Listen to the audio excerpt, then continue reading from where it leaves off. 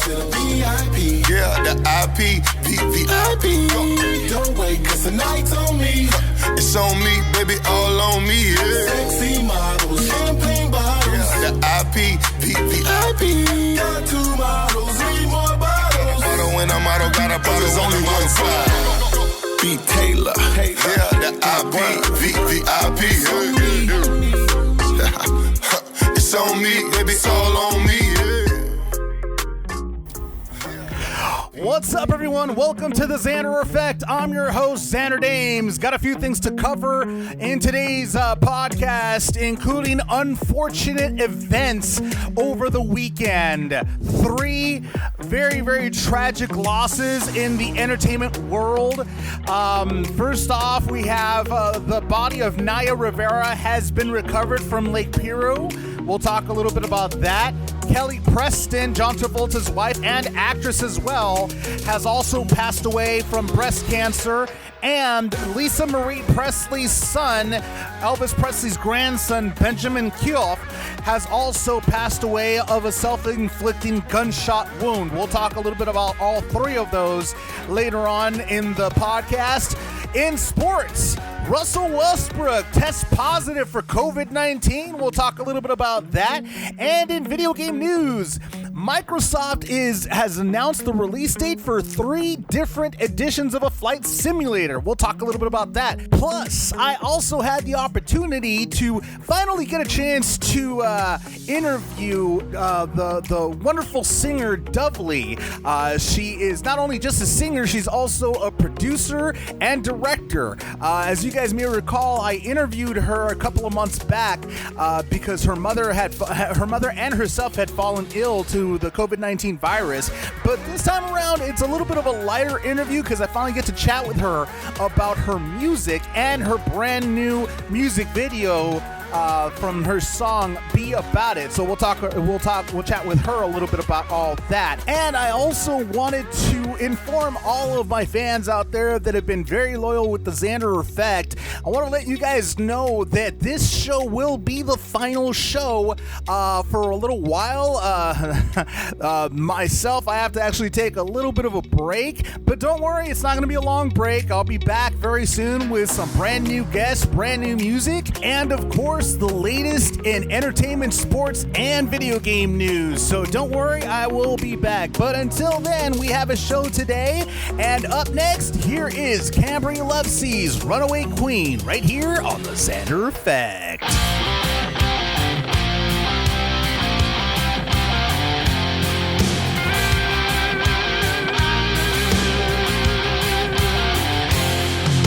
She's like a train you never saw coming. She'll hit you like a bomb boom and leave you with nothing. Her smile will knock you out like Novocaine to the brain. You'll never be the same. Her eyes will strip you down right out of your blue jeans. Get under your skin, don't you know what I mean? She'll make you think you're the king of everything. Then she'll blow it all up with gasoline. You can be a fool and fall if you wanna, but if you fall now, you're gonna be a goddess. She's a slick, smooth, slide, heartbreaking machine. She's a runaway, runaway, runaway queen. You can stick around like all the others, or you can check out before you discover she's a hit-it-out chick. Boy, take it from me, she's a runaway, runaway, runaway queen.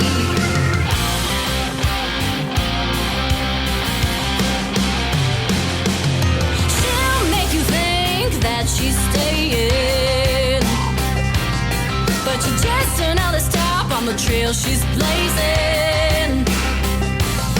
There are a string of broken hearts from east to west. What a mess. I wonder who's next. You can be a fool and fall if you wanna, but if you fall now, you're gonna be a goner. She's a slick, smooth, slide, heartbreaking machine. She's a runaway, runaway, runaway queen. You can stick around like all the others, and you can check out before you discover she's an in-and-out.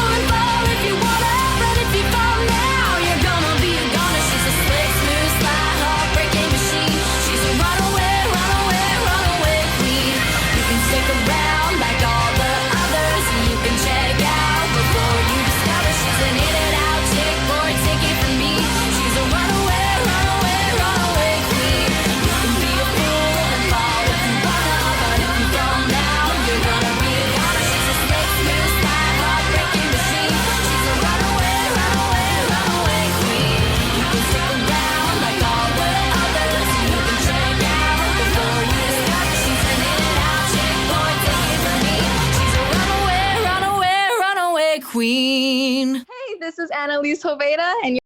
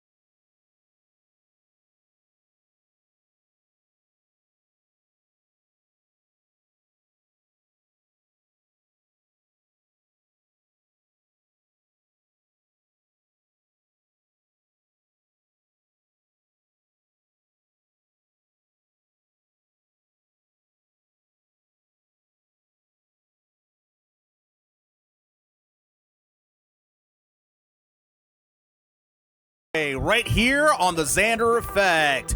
In entertainment news, man, this weekend has been a tragic weekend in the world of entertainment.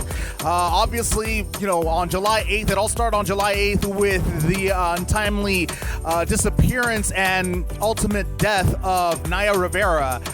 The former Glee actress went out for a swim with her son and with her 4-year-old son, Josie Hollis Dorsey. And apparently, according to what authorities say, after the swimming, they went ahead to go check on Naya and her son, and they found Naya's son by himself. They asked him what happened, and according to Josie, he basically said that him and his mother were just swimming, and then suddenly she went under and never came back up. So, I mean, this hasn't been ruled suicide or anything like that. It looks like it was just an accident, an unfortunate accident that cost the 33-year-old's life. And she has been, she was like for days. Search and rescue were looking. It was no longer a search and rescue. It had been ruled a search and recovery after a day or so of not finding her, and unfortunately they did find her body as of today. So Naya Rivera has passed away at the age of 33. In related news to her passing, many people were actually criticizing a lot of Glee stars for not saying anything about Naya Rivera's disappearance, and this included her co-stars Amber Riley, Kevin McHale, and a few others, to which Riley went ahead and tweeted, or she posted on social media, and she said, show some respect. Show some respect. All our energy is going toward helping find Naya and praying for her safe return and for her family. No one owes anyone online a performance of grief. this is a very real and devastating focus on Naya and her family, not us. We don't matter right now. Basically, Keough went ahead and retweeted Riley's post, and he also added, "I cannot begin to understand what Naya's family must be feeling. I know the rest of us are completely shattered, but not without hope. Please respect her family and their privacy in this moment. Please refrain from judging those who don't show their pain on social media." I mean, as far as the cast members go, they have a point. I mean, every single person grieves in their own way. It's not about them. It's it's about Naya and also, the well-being of her son, who has now been completely traumatized by this event. No doubt that little boy is going to remember this. Regardless of how old he is, he's going to remember this, and he's probably going to have some fear of going into the water. Some sort of trauma is going to be triggered off of this. So that little boy is going to need a lot of therapy after this, because it was very unfortunate, something completely unexpected, and it was, by the looks of it, again, it was an accident. So far right now, the authorities haven't really. They're going to release a statement, and they will go ahead and tell everybody exactly what happened. No doubt they will also do an autopsy to figure out exactly what happened and why she suddenly she went under and never came back up. So we'll hopefully get some more answers off of that. In other unfortunate, tragic news, Kelly Preston and the wife of John Travolta also passed away this weekend from a 2-year battle of breast cancer. This is something that nobody knew she was going through. She actually was going through this very privately, extremely privately, because this is something that, again, nobody was aware of that was going on with her. No news was made public that she even had cancer. Nothing. This is very quiet, very kept to everybody, to themselves. Kelly Preston was in so many movies. She was in Jerry Maguire. She played Jerry Maguire's girlfriend in that movie. She also starred opposite Kevin Costner in For Love of the Game, and she was also in The Cat in the Hat, Battlefield Earth, What a Girl Wants. She's been in a lot of movies. Very, very beautiful actress.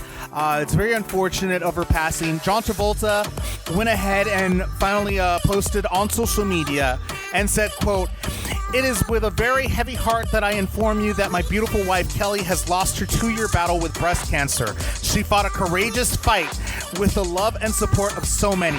My family and I will forever be grateful to her doctors and nurses at MD Anderson Cancer Center, all the medical centers that have helped, as well as her family, as well as her many friends and loved ones who have been by her side. Kelly's love and life will always be remembered. I will be taking some time to be there for my children who have lost their mother. So forgive me in advance if you don't hear from us for a while. But please know that I will feel your outpouring of love in the weeks and months ahead as we heal. All my love, JT." So rest in peace, Kelly.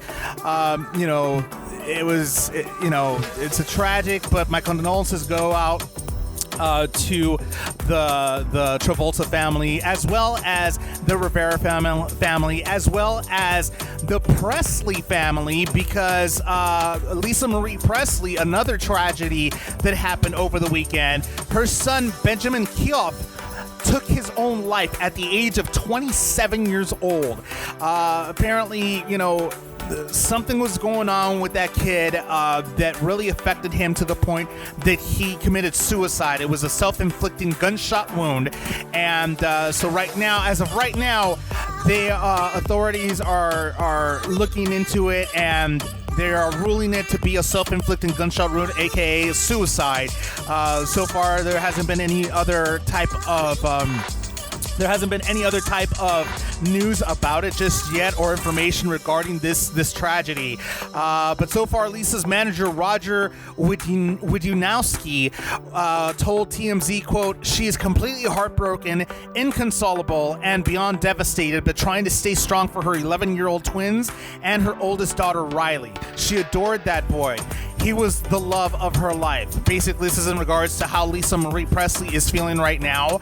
So again, condolences to her and her family. This, again, very, very tragic weekend in the world of entertainment. In other entertainment news, Boy Meets World actress Danielle Fishel apologizes to Trina McGee for being rude and cold. So apparently, the Boy Meets World alum, aka she played she played the role of Topanga, and McGee played the role of Sean Hunter's love interest, Angela Moore, on the show. Sean Hunter, played by Ryder Strong. Basically, McGee went ahead and posted a couple things regarding how the cast of Boy Meets World had some racial slurs thrown against her back when she was on the show, and she also mentioned how Danielle. Well, she didn't mention Danielle by name, but she did went ahead and said, that when she returned after 20 plus years, later from, for the Boy Meets World revival, I should say, that she was pretty much met with, she was pretty much greeted with blank cold stares. She went ahead and she posted a lot of this stuff on social media, and she said, quote, called Aunt Jemima on set during hair and makeup, called a bitter B-word when I quietly waited for my scene to finish rehearsing that was being effed up over and over due to episode featuring my character. Told it was nice of you to join us like a stranger after 60 episodes. Said happy hellos to be greeted with blank cold stares.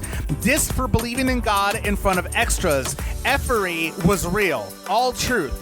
Stayed nice, not mad. Just feeling free to comment on 20 plus years of disrespectful behavior. So McGee definitely had a lot of resentment towards the show, to which basically Danielle Fishel owned up to it. She actually owned up to it, and she went ahead and she posted on social media, and she said, quote, I owned at Real Trina McGee an apology for being rude, cold, and distant when she guest starred on Girl Meets World, GMW. Her tweet regarding warm hellos being met with cold blank stares was about me. Trina and I spoke over a month ago, and she gracefully accepted my apology. So that hatchet was buried right there, but there was another co-star that she was a little bit resentful for. However, she did bury the hatchet with this co-star a long time ago, which is Will Friedle, and he played Ben Savage's older brother on the show. Ben Savage played Corey Matthews. Will Friedle played the older brother Eric Matthews on the show, and apparently he was the one that started the nickname of Aunt Jemima towards McGee. And basically, at the time, according to McGee, Friedle did apologize to her a few years ago, but she felt it wasn't a sincere apology. It was more of a, I'm sorry, get over it type of thing. But years later, Will Friedle re-apologized again in a 3-page letter, and basically saying that, he had a lot of time to actually realize what he had said was incredibly insensitive towards her. She went ahead and set the record straight on social media, and McGee posted, quote, for the record, Will Friedle, the man responsible for Aunt Jemima Gate, apologized to me 22 years ago and again days ago in a 3-page letter. We talked more on it, and he acknowledged that he really wasn't educated enough in his early 20s to know he was truly offended. He was truly offending me. This should and could be a teaching moment for all people of all races or different backgrounds. He has conveyed to me how much this has changed his perception of comedy and humanity. We all fall short of sensitivity at times, but let's be real on what extreme racism is. I believe extreme racism is when my grandfather had to leave South Carolina in the middle of the night because the clerk had given him the wrong change, and he pointed this out to the white store owner and was threatened with lynching. Scuddy McGee left South Carolina that night for fear of his life, bringing his small family along with him to New Jersey. I'm not backing down on the truth. It stands. Will apologized to me and I forgave him. I then apologized to him for making the statements public because his joke came out of just not knowing, not viciousness, and he forgave me. That's what friends do. Now get back to washing your hands and surviving this pandemic, and let love and hope be the next pandemic. Hashtag lose one friend, lose all friends, lose yourself. Hashtag Trina McGee. So apparently the hatchet has been in fact buried between Will Friedle and Tina McGee, and as well Danielle Fishel and Trina as well. So I mean, you know, it's all water under the bridge. But the one person that she has not heard back from since the show actually ended has been Ben Savage, actually. He's the main star. And so far, they haven't really gotten any comment from Ben regarding all this, all the resentment that Trina has. So who knows what's going on with that? Maybe Ben will actually come out and say a few words, maybe address what's been going on, what Trina has been feeling, since the show has ended. In other entertainment news, I had the opportunity to finally get a chance to chat with Dovley, who is an incredible musical talent. She has a brand new music video out right now from one of her songs called Be About It. And her story as to how she got to where she's at is incredible. Starting at the very young age of 4 years old, music was already in her blood, and she already knew what she wanted to do. So on the Xander Effect, I have recording artist Dovley back on the Xander Effect. I mean, the last time we spoke, you were actually had just your mom actually had just recovered from COVID-19. It was a much more serious situation back then, but now, thankfully, your mom has recovered. Dovley, how you doing? Yes, I am doing pretty good. I definitely can't complain. I consider myself very blessed considering the circumstances of the world. And, thankfully, my mom was sick back in early March, and it was a long recovery, but she has fully recovered. So I'm very thankful for that. But thanks for having me on the show. No, and thanks for coming back again. This time it's a little bit on a more positive note. You just came out with your music video, Be About It, for your song Be About It, and the music video looks fantastic. But we'll get to that in a second. The one thing that it actually tripped me out because during the Black Lives Matters protests, your mom and yourself were both part of the protesters out in Los Angeles, in downtown Los Angeles. And it just so happened that I'm flipping through channels. I'm watching the news because I was actually monitoring the news the entire time. I was flipping through, between Fox, between, ABC, between KTLA, between all those channels.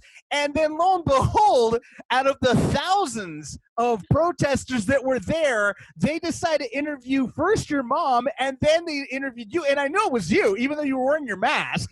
I knew it was you. Yeah. I was like, that's Dovley right there on TV. She's being interviewed right now by Fox. I mean, how in the world is that much of a coincidence? Yeah, I don't really know. It's funny that you say you recognize me because I remember it was really hot that day and I had a hat on too. So I had a hat and a mask, and I guess maybe, my eyes are... Your eyes and your voice. My voice is enough. Exactly. That's how I was. That's how I recognized you. I was like, wait a minute. That sounds like Dovley. Hold on. Yeah. Take the mask off. Yeah, that's her. Oh my God, that's freaking Dovley. Yeah, it's kind of funny. It's kind of weird how that happened. First off, I had no idea it was Fox News in particular or what station it was. And ironically. Yeah, 100%. And also, I've been to some other protests in the past over the last few years. And something that I've learned to do, just because sometimes you never know who's there. You might get someone to interview you randomly. So I remember on the way there, I went with my friend Jennifer and with my mom to the Black Lives Matter protest in downtown LA. And I was like, okay, guys, if someone were to ask you, why are you here? What would you say? And I remember saying that and being like, okay, guys, we need to have a plan. And it just so happens that we're, it's so true. We were in downtown LA. There had to have been thousands of people there. And someone was doing an interview and they were kind of close to us and they saw my mom and interviewed my mom and then interviewed me, pretty much just asking like why we were there. And I said that we're here for peaceful protests. We're there because of the institutionalized racism in America and how things are shifting, and it's 100% peaceful protests, and we were there for a good reason. So I mean, in the end, I think it was good. It was kind of funny that you sent the message, or you sent me a message. I remember like 30 seconds after I did the interview, like, I just saw you on Fox, and I was like, oh shoot, was it Fox? And yeah, so I had no clue. And then you're not the only person that said that. There was 2 other people that said that, and yeah, I guess they kept playing like the little clip of me speaking. Yeah, at the top of the hour for about maybe the first half of the early afternoon. Whenever the top of the hour came for a brand new news or whatever, they would play clips of all the protesters they had interviewed, and you just kept on popping up for a good 3 or 4 hours. So you got a lot of free publicity right there. There you go. I guess so. That was not my intention, but hey, there you go. Well, I was happy because I know, I was happy to have a good response, because I know when you're nervous and suddenly someone's interviewing you, it's very easy to trip on your words. Mm-hmm. So, yeah. Well, yeah, you definitely said, you definitely had a good response, enough for Fox to keep on looping you in their montage of clips, at the top of every hour. So yeah, you definitely said something, that hit home. But man, I mean, I gotta ask, I mean, with all that stuff that was going on, I mean, unfortunately, we just found out that a lot of people that have had COVID can get it again. Were you nervous at all? Were you and your mom nervous at all? Because, there was a lot of people, and unfortunately, They're saying that there's a surge, because of what was going on. A lot of people weren't wearing masks at the protests. A lot of people were not being, obviously you can't practice social distancing when you're protesting. And that was about 50,000 Los Angelinos that were out there. And, just in Los Angeles alone, I mean, imagine the entire country. Were you nervous at all about maybe getting relapse or anything like that? Or were you not even thinking about it? Honestly, I wasn't super nervous. I know, COVID-19 is such a new disease that we don't really know for sure if you can get it again, or how many strains of it is, or if you get one strain, if that means you're going to be immune if you're exposed to other strains. But I can say when I was there, I had a mask on. I'd say at least 90%, if not more, had masks on as well. Like everyone, was socially distant. Like I wasn't really close to a bunch of strangers or anything, especially not without a mask. And also it was outdoors. So I know they're saying one of the main ways it spreads is it spreads more indoors when the air is still, but being outside, the breeze and it's a less likelihood that you can get anything that way. Yeah, so I mean, I wasn't as worried about that, but honestly, I was really compelled to go and be part of what was going on. I'm a multi-ethnic. I'm Black, white, and I'm Latino, or Latinx. My mom is Afro-Latina. She's from Panama. Oh, Panama. No, it's okay. She's from Panama, and so she speaks Spanish as her first language. And, she moved to America when she was 18, but at the same time, you look at her and, she's a dark-skinned, a Black woman.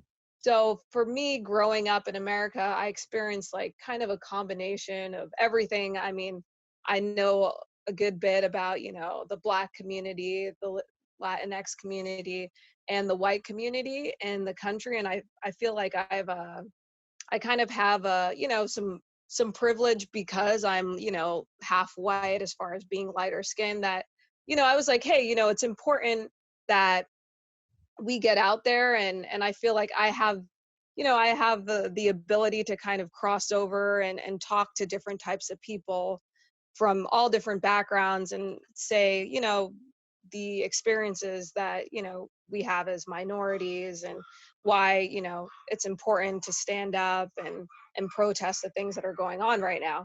So I felt compelled, like I have to go because of this. Not only that, but my dad is also a former police officer that's currently serving in Iraq, like right Oh, now. wow. So I'm like, okay, well, I have kind of a unique story to tell where I understand what it's like, having Black brothers that I fear for their life, but at the same time, my dad is a police officer. So, I feel like You see I both sides can of the coin. relate. Yeah, exactly. And I can relate with, multiple sides of, the arguments going on. So I was like, okay, it's important for me to go out there and share my experience and be able to speak to a police officer. I know I'm not as worried about being shot or killed because of, my privilege of being a lighter skinned woman of color, as well as having a father who's in the police,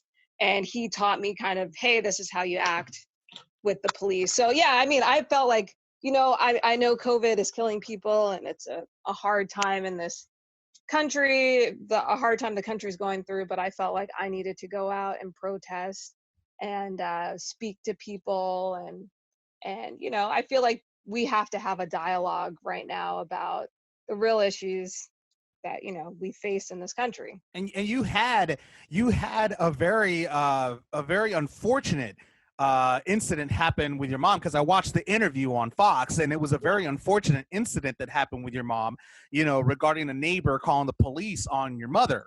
And Oh, that 100%. that's something, encountering Karens like that is Mhm. just insane. But I mean, I'm glad that you're both doing well. I mean, I bet you were so excited when your mom was given the okay for you to be able to give her a hug again.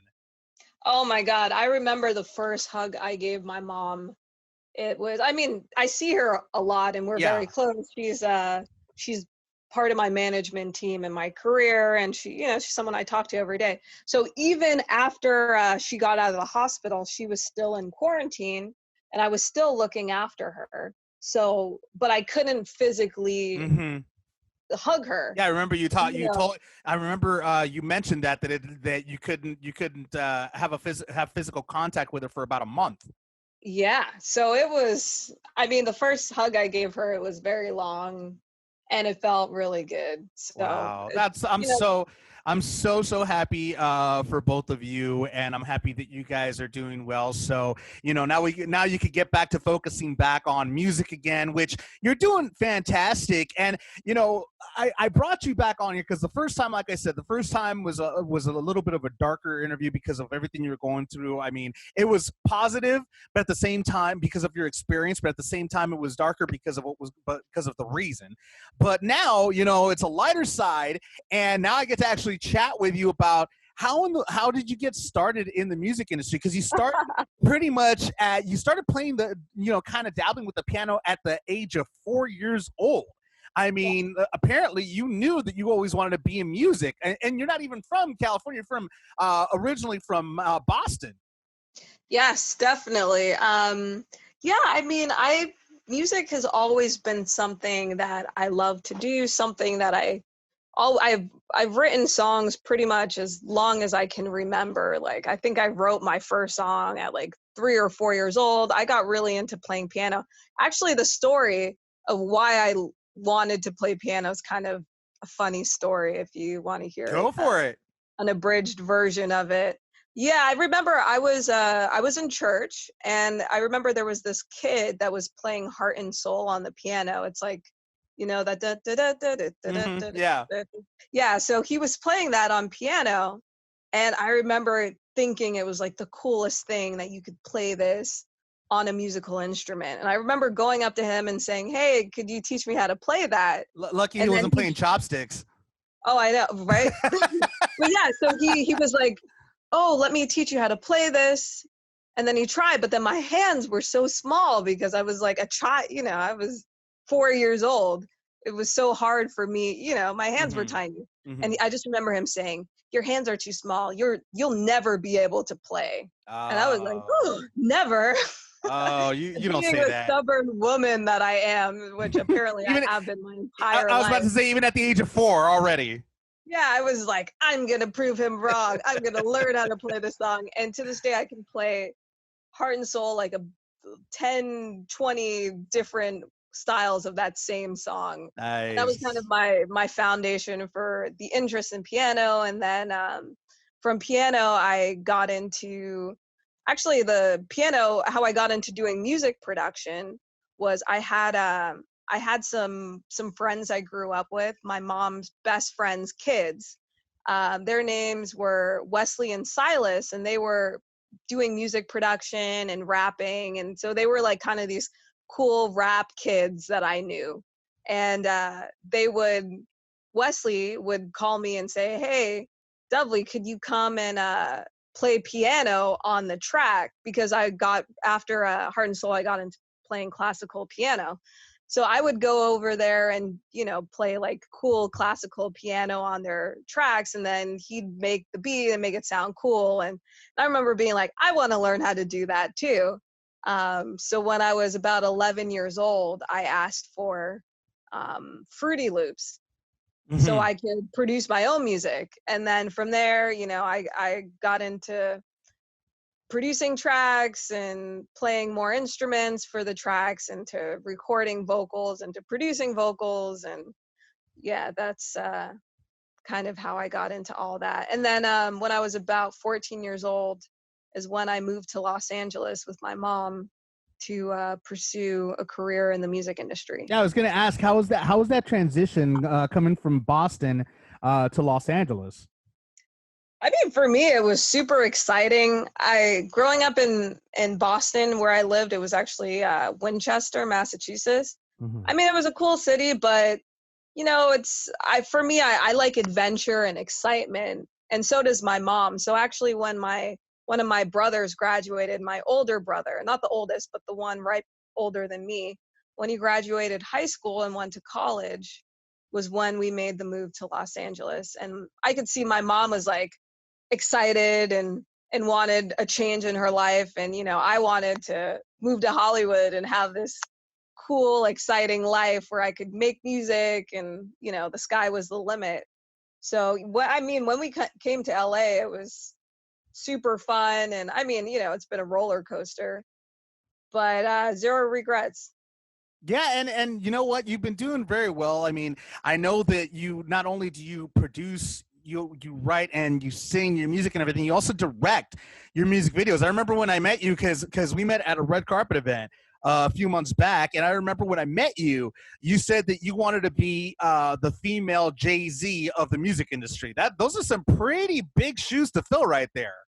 Yeah, no, definitely. My goal is, not only to be an artist and like just a creative person, but also having a company where I can work with other creative people and, help them on their careers. And yeah, I'm an artist that likes to create art and help artists. No, that's also very Right. important. That's also very important to have. But I mean, it's one of those things where it's not impossible. It's definitely not impossible. I mean, you can go ahead and I mean, nowadays, especially right now with COVID-19, with everything that's going on, I'm sure that you've been able to showcase a lot of your music and be able to establish your platform as a producer, director, etc. Especially right now in the face of this pandemic. Yes, I mean, 100%. It's kind of interesting. The music video that we just put out, Be About It. It was a video that I actually had shot back in February. So we shot it before COVID even happened. So the footage was just kind of sitting there, and because of what had happened with my mom and personally and kind of our business and the world, I kind of put it to the back burner, and I was just focused on, you know, just trying to stay positive and uh, generally in my life. But then, kind of when I was able to get through kind of my biggest fears as far as like the health of my mom, I was like, I have this footage, I have these seeds that we planted. I kind of was like, hey, let's finish those things. And honestly, in the beginning, I was a little hesitant as far as putting content out with the state of the world. Like, I felt kind of bad. But then again, I realized that now is a good time to put out stuff that can really speak to people. Which is what I think the song is. The new song. Sorry, I just realized I don't even know if I truly answered your question. I just might be going on my own tangent that has nothing to That's do with fine. You know what? That's fine. I apologize. No, don't worry about it. Don't worry about it. It's okay. You know, we're all allowed to go ahead and go off on our own tangents here and there. I mean, obviously, your actions speak louder than your words anyway. I mean, you know, in a sense, you know, my question is a little bit rhetorical because it's obvious that you've been using, you know, this pandemic as a platform to go ahead and showcase your music. I mean, you're doing it with your music videos. So, Yes. you know, I mean, that's and yeah, 100%. Like I said, in the beginning, I was kind of hesitant if I should be putting out content considering the state of the world, but I spoke to a good amount of friends and they're like, no, you know, we want cool stuff that can motivate people us. need this. Yeah, exactly. Yeah.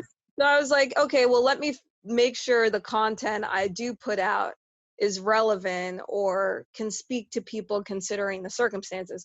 Like right now is not the time really for a musician to put out, you know, a song about like being at a party with, you know, 1,000 Of friends. course. Like now's not the time. Of course.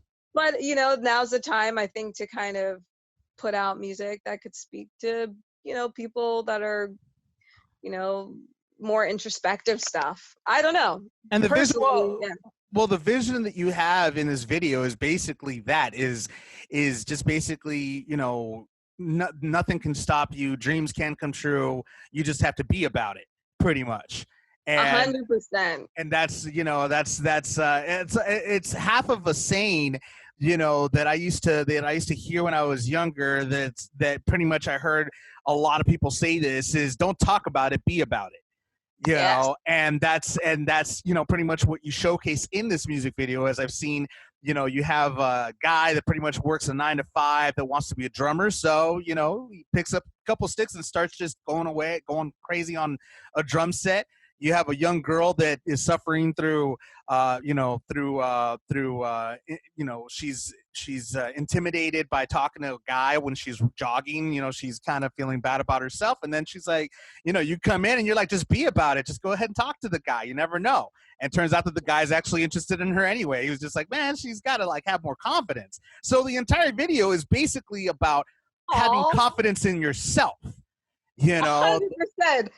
You know, it means so much to me that that message came across because, you know, when you create content and when I wrote the script for the video, you know, it's different between because that's exactly what I wrote. I wanted it to just be about, you know, different people going through things in their life where they need to, you know, have the confidence. It's really confidence in themselves to take action. And that's exactly what that video was. I mean, you have a young barista that basically like she knows how to dance. She's probably out here, you know, in the big city trying to make it as a dancer. And then, you know, you're looking for dancers. She comes in, she blows everybody away by her dancing because she has the confidence to do it. And that's, you know, that's pretty much the video is amazing. The video is great. You know, you look fantastic in a very, very, very fashionable in the video, almost superhero-esque in a sense. Yeah, that's what I've heard from a few people, and I'll take it. I'll gladly be a superwoman. Which is actually very interesting because I've seen a couple of your other music videos, and you have pigeons in a couple of music videos. And I'm like, that's a very very interesting music video there. Yeah, you know what it is, like what I find. So all of the more recent videos I've done, I've directed all of them. Mm-hmm. And so kind of what I challenge myself as a director when I'm writing video content for my own content, I try to think kind of like when I was writing the song do I mean? And then I try to take the story 2 steps away from that there. So I'm like, okay, if the story's about this, let me think of how to describe it in this way, /this way, /this way. But anyways, to kind of show you an example is the song Be About, or Everywhere, which is the one where we have like the bird heads in it. The song is pretty much just about and just so people know, they're not real bird heads. They're no, it's kind costume of bird like heads. it's like a costume where everyone in the video except for me has like the same bird head, right? So the meaning behind it is the song is saying that I see you everywhere. Like I love this person, and because I love them, I see them in everything I do. That's what the song is about. It's called Everywhere. And so everywhere you look, you see this person. So I was like, okay, well, let me think of kind of an abstract way of saying that. And I was like, okay, well, if you see someone and suddenly you see them in everything you do, right? It's like you're seeing their face on everyone in the world. So I was like, okay, well, what if in the video the person I'm in love with is like Birdman, like this dude that's a bird, right? And because of it, everywhere I go is also has the same bird face on it. So that's why if you see the video, it's like I'm walking through like a park and I see like a couple with kids and all of them have that same bird head. Because think about it, like if you're in love with someone and suddenly you're walking down the street and you see a happy couple, then you're like, oh well, I could see that being me and this person together, and that could be our kids, or let's say you're driving down the street and you see someone in a car, you're like, oh, the person I love would like that car, so then you're subconsciously envisioning them in that car. So that's the story behind the video. It's just kind of like, everywhere you go you see this person because they're in your They're heart. everywhere.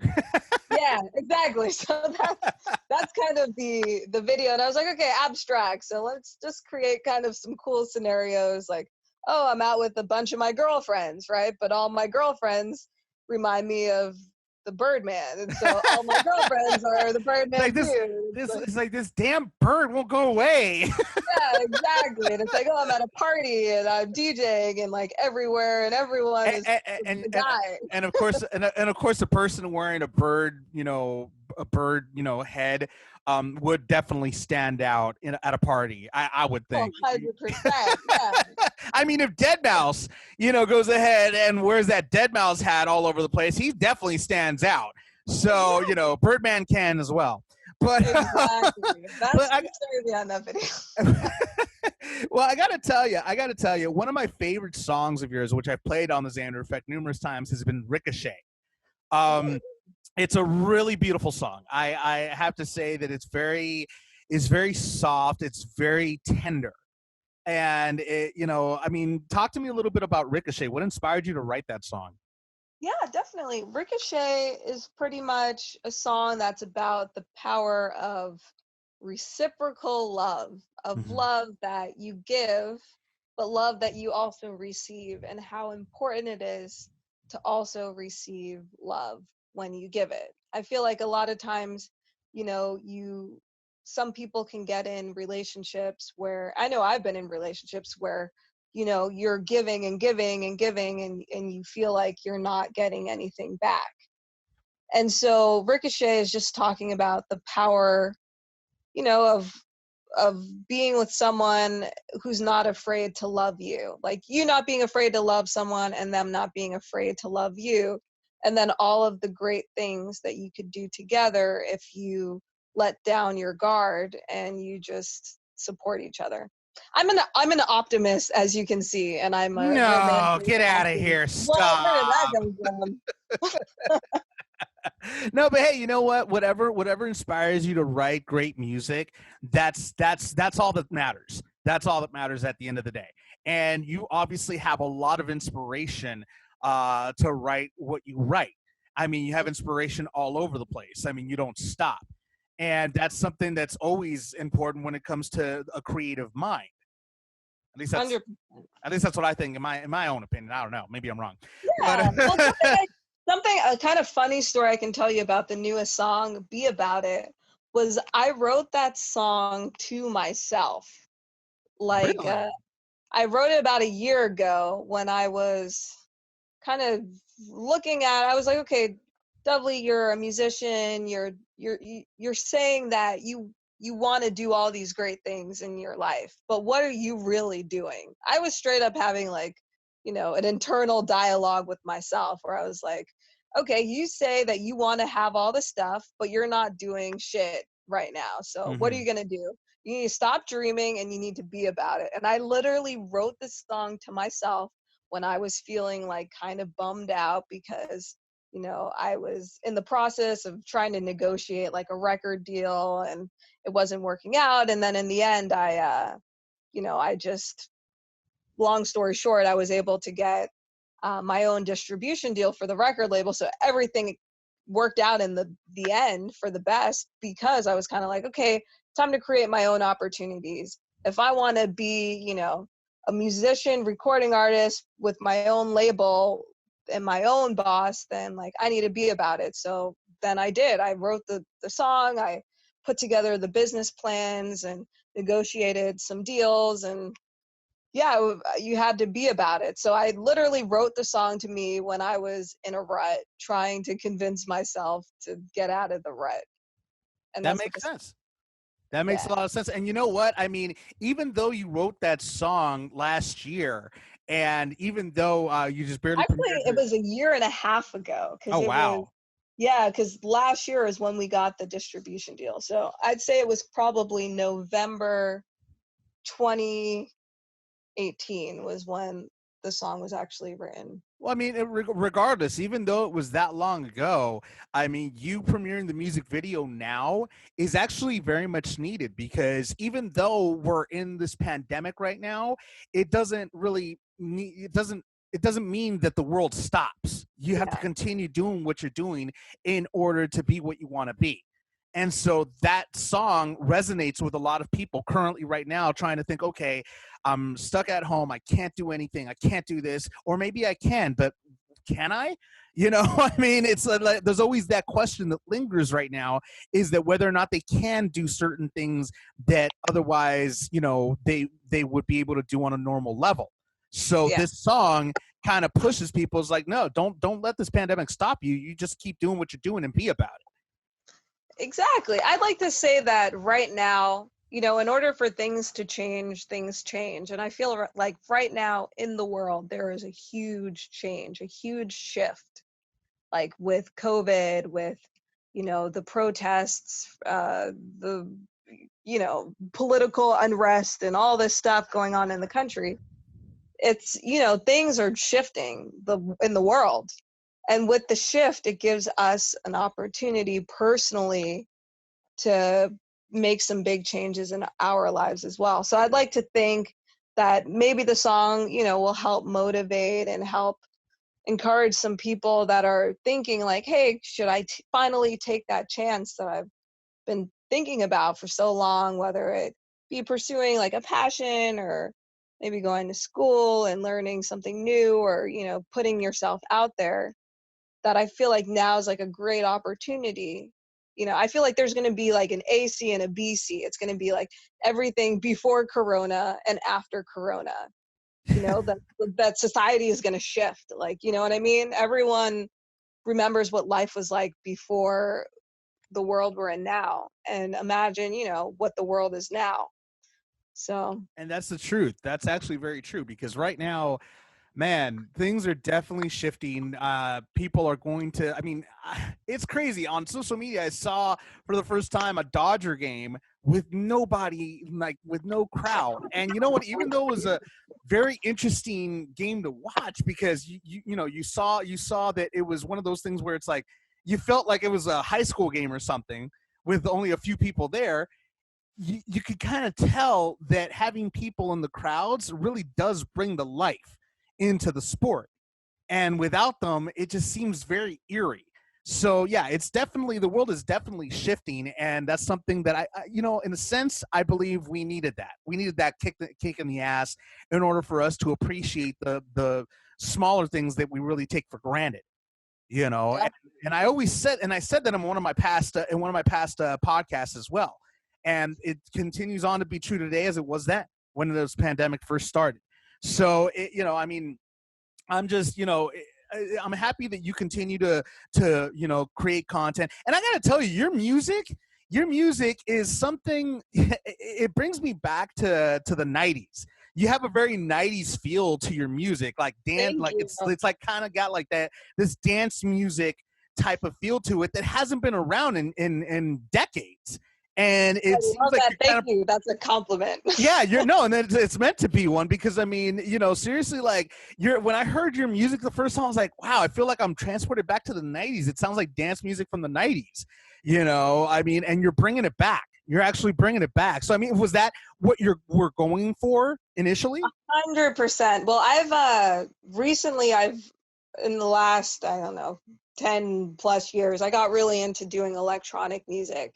Mhm. And then more recent, I've been DJing as well. And I love DJing, like house music is my favorite type of music to DJ. And honestly, the music that I listened to growing up was, 90s vocal house, which was just like, kind of big vocals and like really danceable stuff that just made you feel good. And, pretty much for this project, I was like, hey, I want to create some music like that, some stuff that it was like what made me fall in love with electronic music in the first place was the music my mom would play when I was a kid, and she was like like going to the club or whatever, the parties as a kid. I just remember this stuff being so cool and just it just made me happy. And for me it's very nostalgic as far as like what my mom listened to when I was a kid and what I would dance to. That's why I love I grew up with Whitney Houston and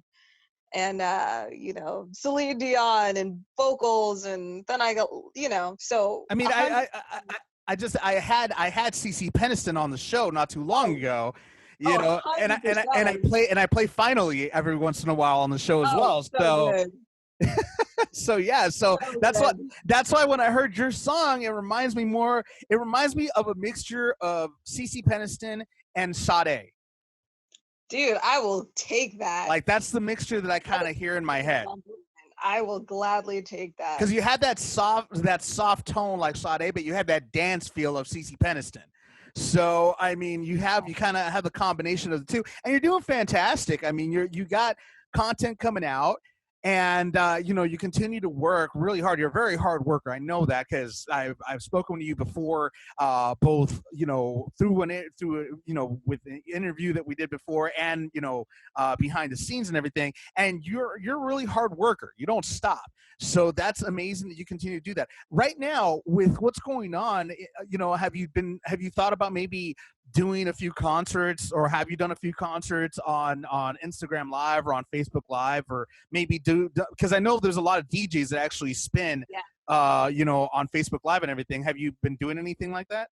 I haven't really been doing tons of live performances online. I guess for me right now, I'm trying to create content. And I mean, I should be doing more live performances. I'm not, but I definitely should be. I guess for me, that's still also kind of newer. And even though I just put out this video and put out this song, kind of what I was saying earlier, this was stuff that I had done back in early February, and we were planning on putting out in March.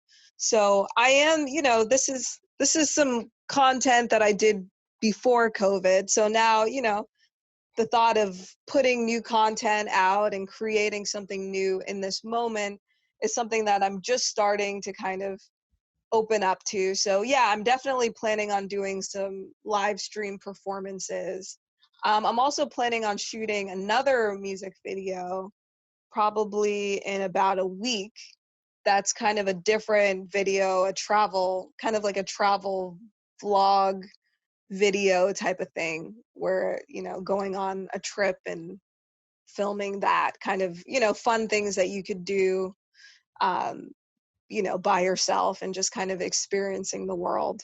But yeah, I mean, as far as doing live performances, live DJ streams, that's definitely, I see that in the future. I would say probably coming for me more like in the spring, or I mean more like in the fall. then currently this summer I would probably be doing some more performances.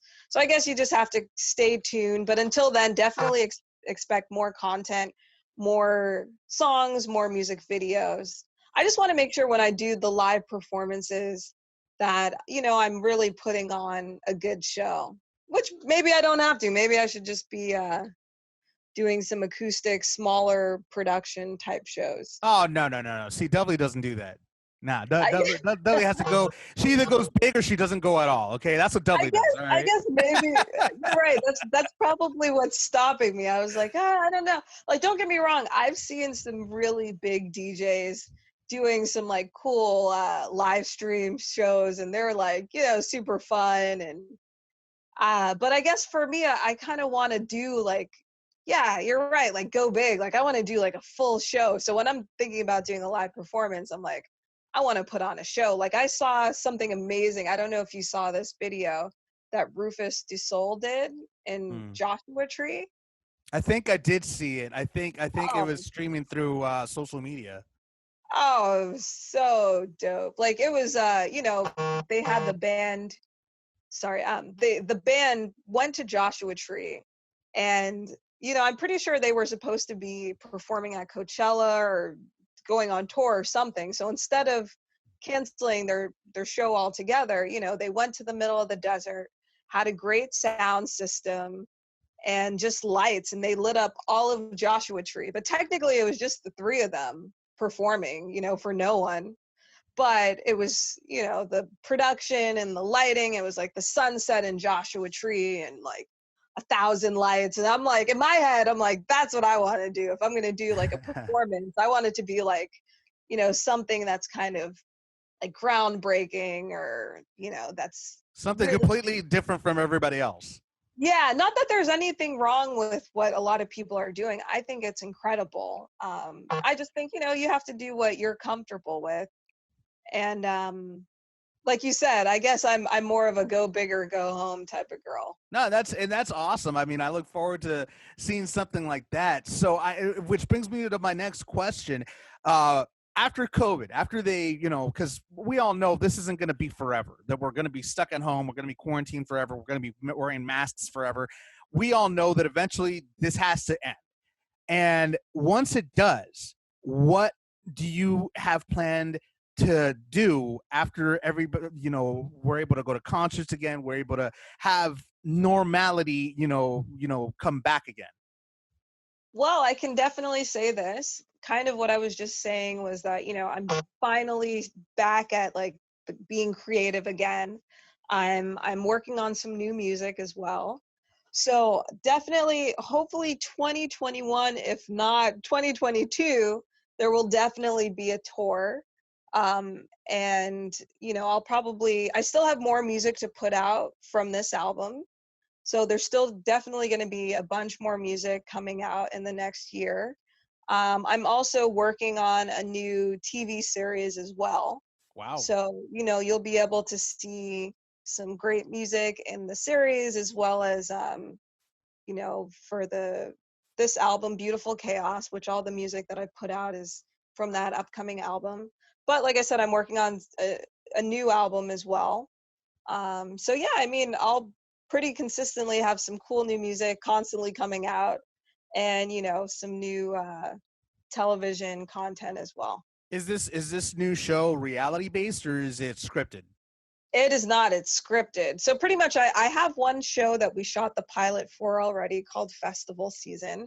And the show, it was about a girl who started a production company that they were going to produce, a big music festival. And it's a satire. It's kind of like The Office meets Parks and Rec, but it's about a music festival production company.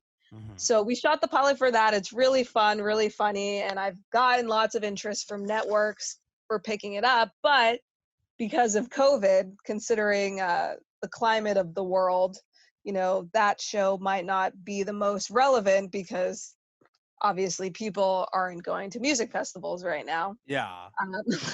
But I have a new TV show that I just started developing with my team that we'll probably be shooting something for it in the next few months. So I'll keep you posted once there's more news. Please do so. Please do so, because I look forward to anything new you got coming out. And I got to ask you again, I've asked you this before, but I'll ask you it again. How can people stalk you on social media? Hey, you can stalk me at Dovley Music, pretty much across the board. That's Dovley. My Instagram is Dovley Music.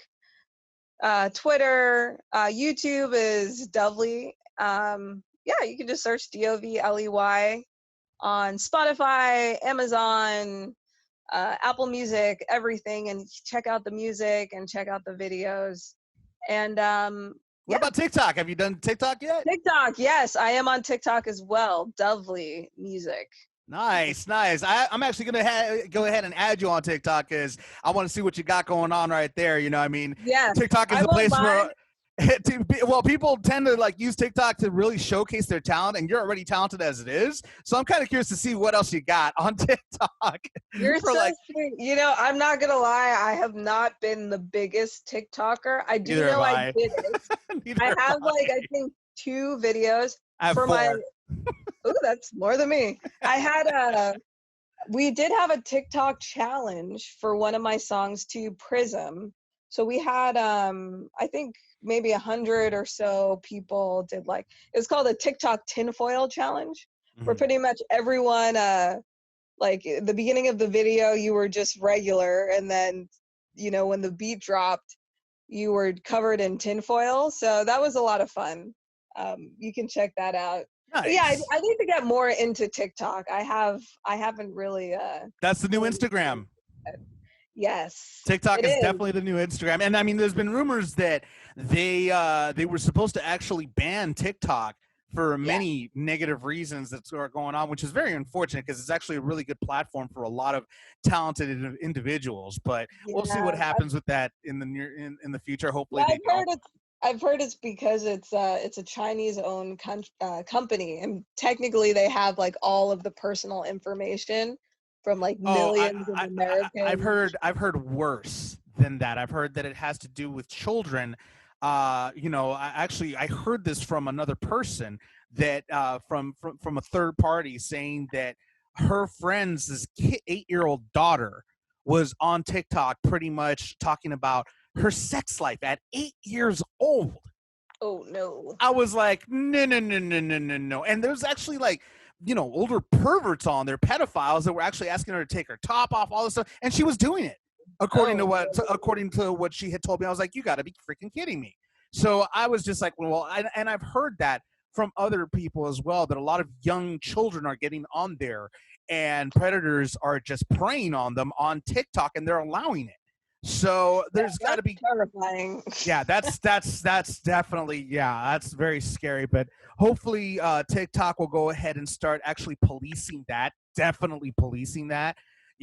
and making sure that they get A, those children off TikTok, and B, they get those pedophiles off TikTok as well. So, hopefully they'll go ahead and do that. But other than that, I mean, I'm so happy, as far as you're concerned, I'm so happy that, you're doing well. I'm happy your mother's doing well. I look forward to so many more projects coming from your camp, Dovley, and, I'm just looking forward to the future with you. Thank you. You're so sweet. Thank you so much for having me on your show. I always have a great time. Thank you so much, Dovley, for being on the Xander Effect. Love having you on here. Hopefully we'll have you on again very soon. Up next, here is Be About It by the lovely Dovley right here on the Xander Effect.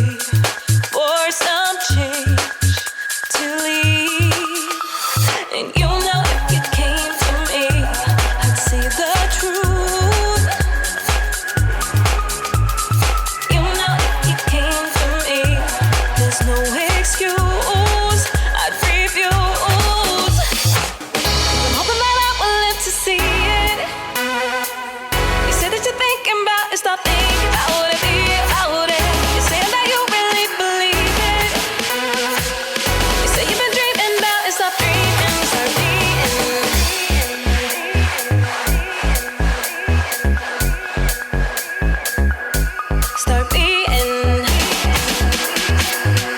Gotta make a move.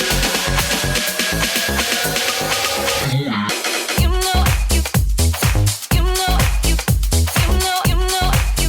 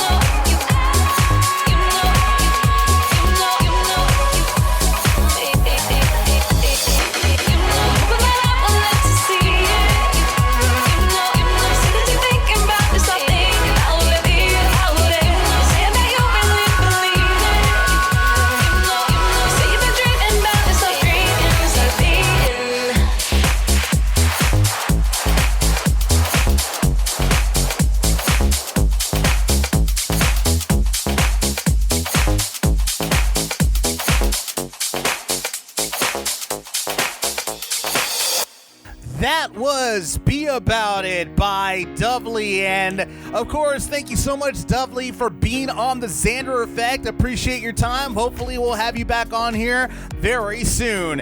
In sports, Russell Westbrook has tested positive for COVID-19. The Houston Rockets guard says that basically, he's feeling well, and he was actually supposed to go, he was supposed to go and join his teammates for the NBA bubble down in Orlando, but right before he was set to fly out, that's when he contracted the virus. He went ahead and he posted on social media and said, quote, "I tested positive for COVID-19 prior to my team's departure to Orlando. I'm currently feeling well, quarantined, and looking forward to rejoining my teammates when I am cleared. Thank you all for the well wishes and continued support. Please take this virus seriously. Be safe, mask up. Hashtag why not?" So, unfortunately, Russell will not be joining his teammates in Orlando, at least not right now, not until he gets better. And, of course, as we all know, this virus does take a toll on a person's body, so hopefully he will get better, but who knows if he'll be able to participate in the current NBA bubble that the NBA has made for its players to keep them safe and to somehow continue the season during this pandemic. So we'll see what happens with that. In other sports news, it looks like the Washington Redskins are going to be changing their name and logo, and the Navajo Nation suggests the Code Talkers. That's going to be that they're giving suggestions as to the new name for the NFL franchise. And right now, I mean that's really good because to be honest with you, this name, the Redskins, has been something that a lot of Native Americans have took offense to as far as the football team is concerned. They have done protests for many years, and pretty much it had fallen on deaf ears up until recently when when there has been an uprise in racial equality, and also a lot of it having to do obviously with the Black Lives Matter movement. So a lot of other cultures are trying to also get their voices heard as well. Even though they have been protesting for many years as well, they are also trying to receive equality too. During this time of protests and many people trying to make things right, for the world as far as equality goes. So the Navajo Nation is actually applauding their decision, and they said, quote, July 13th, 2020 is now a historic day for all indigenous people around the world. The NFL Washington-based team officially announced the retirement of the racist and disparaging Redskins team name and logo. For generations, this team name and logo has misrepresented the true history and events that defined the term Redskins. Renaming the team Code Talkers to honor the Navajo Code Talkers and other tribal nations who used their sacred language to help win World War II would set the team on a path to restoring its reputation and correcting the historical misrepresentation of indigenous people. So the Navajo Nation is very proud of this day. I'm actually very happy to hear this as well. And to be honest, this is a long time coming for many cultures that have shown disrespect to many. For many cultures that have been shown, I should say, disrespect by many of these organizations. It's about time that they finally started making some changes. Although, if I were the Navajo Nation, I wouldn't really help out, Washington very much, because their team didn't exactly do too well last season. Let's see if maybe with a brand new name they actually do better this season. We'll see what happens when NFL football season begins, if of course it even begins. Right now, it's still all up in the air. Coming up next in video game news, Microsoft has announced a brand new flight simulator. We'll talk a little bit about that. But first, here is Laced in Blues, Wake Up, right here.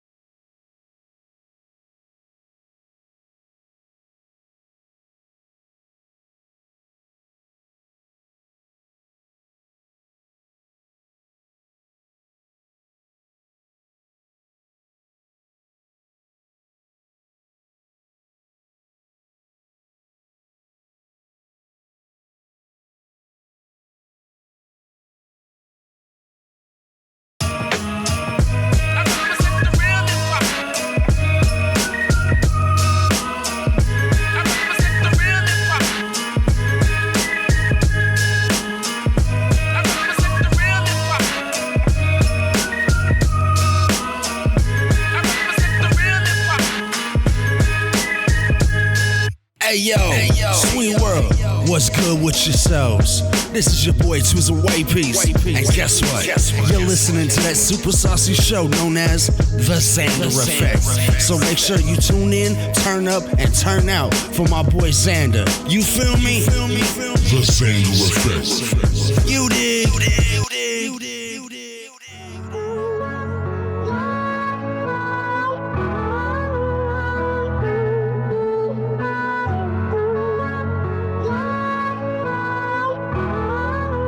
2020 twist. Heart is throbbing, glad I met you. I'm your Robin, the hood is where I met you. Made up with you. Late night wrestling, never slept with you. More than friends, yes. More than lovers, yes. Hold me close, there is no other. I'm your rock, you're my pleasure. Overdose on you, there's nothing better. Late talks, AM walks, X on my heart, that's your mark. From the start, kisses after dark in your heart, that's my spark. You know me, stone lover, make your body weak from the way I hold you. It feels so right the way you hold me tight. Eyes open in the middle of the night. We grinding through high as fuck, just like we do when it's like we do it right. You're my passion, lover, touches, kisses, neck and shoulder. Pocket bottle, empty, drunk in love. I need her. You're so wrong, it feels so right the way you hold me tight. Eyes open in the middle of the night. We grinding through high as fuck, just like we do when it's like we do it right. You're my passion, lover, touches, kisses, neck and shoulder. Pocket bottle, empty, drunk in love. I need her. Take my hand, I'll walk with you. Take my heart, it belongs to you. Hold my soul, it loves you back. Never let go, it's a love like that. Yes. So addicted, overdose. Cocaine kisses, nose to nose. You're my lover, I'm your lover. In this room, there is no other. Take my hand, I'll walk with you. Take my heart, it belongs to you. Hold my soul, it loves you back. Never let go, it's a love like that. So conflicted, no one knows. Drunk in love, I'm comatose. You're my passion, I'm your passion. In this night, our love is lasting. So intoxicating. You're the waves of passion radiating. Cries of joy, sighs of love, your playtime toy, I do not judge. Amazing ways you keep for days. Trading favors, that's our way. Haters hate the way we play, but the rules we break in our lovers' game. Trade it for nothing. You're in my soul, I need your love. You feel this fire inside, you know it means something. In this life, you'll need for nothing. From the product of my heart's ambition to provide you all my love. Feels so wrong, it feels so right the way you hold me tight. Eyes open in the middle of the night. We grinding through high as fuck, just like we do when it's like we do it right. You're my passion, lover, touches, kisses, neck and shoulder. Pocket bottle, empty, drunk in love. I need her. You're so wrong, it feels so right the way you hold me tight. Eyes open in the middle of the night. We grinding through high as fuck, just like we do when it's like we do it right. You're my passion, lover, touches, kisses, neck and shoulder. Pocket bottle, empty, drunk in love. I need her. Take my hand, I'll walk with you. Take my heart, it belongs to you. Hold my soul, it loves you back. Never let go, it's a love like that. Yes. So addicted, overdose. Cocaine kisses, nose to nose. You're my lover, I'm your lover. In this room, there is no other. Take my hand, I'll walk with you. Take my heart, it belongs to you. Hold my soul, it loves you back. Never let go, it's a love like that. So conflicted, no one knows. Drunk in love, I'm comatose. You're my passion, I'm your passion. In this night, our love is lasting. Feels so wrong, it feels so right. Feels so right. Feels so right. We grinding through high as fuck, just like we doing. Like we doing. You're my passion, lover, touches, kisses, neck and shoulder, shoulder. Drunk in love, I need her. Feels so wrong, it feels so right the way you hold me tight. Eyes open in the middle of the night. We grinding through high as fuck, just like we do when it's like we do it right. You're my passion, lover, touches, kisses, neck and shoulder. Pocket bottle, empty, drunk in love, I need her. Take my hand, I'll walk with you. Take my heart, it belongs to you. Hold my soul, it loves you back. Never let go, it's a love like that. Yes. So addicted, overdose. Cocaine kisses, nose to nose. You're my lover, I'm your lover. In this room, there is no other. Take my hand, I'll walk with you. Take my heart, it belongs to you. Hold my soul, it loves you back. Never let go, it's a love like that. So conflicted, no one knows. Drunk in love, I'm comatose. You're my passion, I'm your passion. In this night, our love is lasting.